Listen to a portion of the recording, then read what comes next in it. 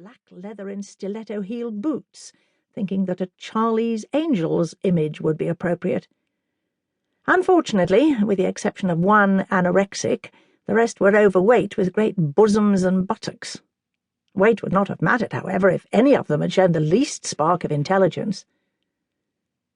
Agatha was about to pack up for the day when the door to her office opened and a young girl entered. She had blonde hair that looked natural and pale blue eyes fringed with thick, fair lashes and a neat-featured face. She was conservatively dressed in a tailored suit, white blouse, and low-heeled shoes. "Yes?" asked Agatha. "My name is Tony Gilmore. I believe you're looking for a trainee detective." "Applicants are supposed to apply in writing." "I know, but you see, I've just made up my mind to try for the job."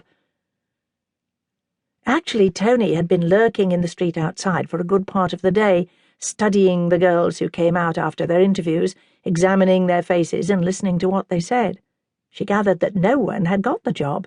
She deliberately calculated that if she turned up last, then a desperate Mrs. Raisin might take her on.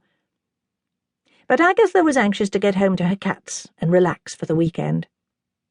"Go away and write your application," she said. "Send in copies of your school certificates, plus a short description of why you think you might be suited for the job." Agatha half rose from her seat behind her desk, but sat down again as Tony said, "I've brought my school certificates with me. I am well educated. I work hard. People like me. I feel that is important in getting facts." Agatha scowled at her. Agatha's way of getting facts was usually either by lying or emotional blackmail or outright bullying. "It's not glamorous," said Agatha. "Your job will be to try to find missing dogs and cats.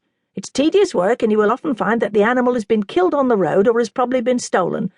When did you leave school?" "Last June. I'm 17. "Are you employed at the moment?" "Yes. I work at the pharmacy counter at Shelby's." Shelby's was one of the local supermarkets. "I work the late shift." "The difficulty is that I need someone to start right away."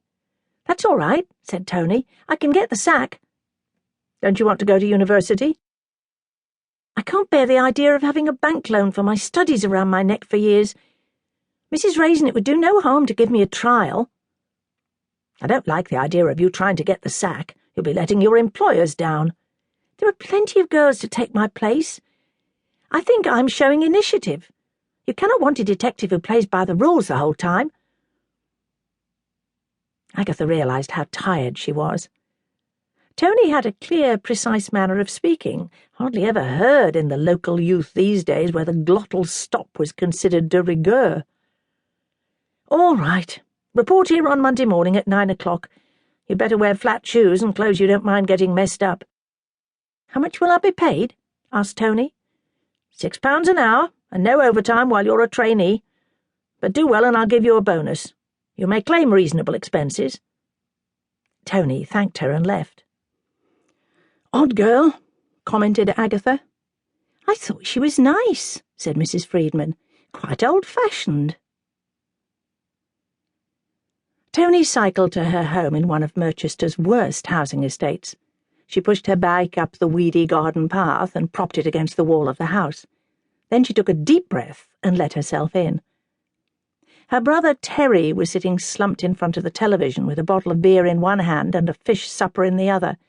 "Where's Mum?" asked Tony. "Passed out," said Terry.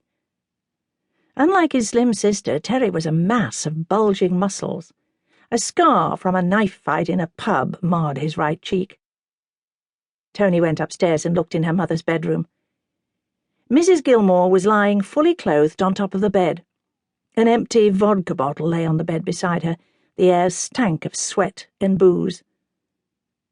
Tony went to her own room and took off the suit she'd borrowed from a friend. She hung the suit away carefully and then put on jeans and a clean T-shirt. Downstairs she took down a denim jacket from a peg on the wall and put it on. She opened the door and began to wheel her bike back down the garden. Her brother appeared in the doorway behind her. "Where are you going?" he shouted. "Work, late shift," yelled Tony. "Remember that stuff called work? Why don't you get yourself a job, you wanker?" Agatha was about to put a packaged curry into the microwave for her dinner when the doorbell rang.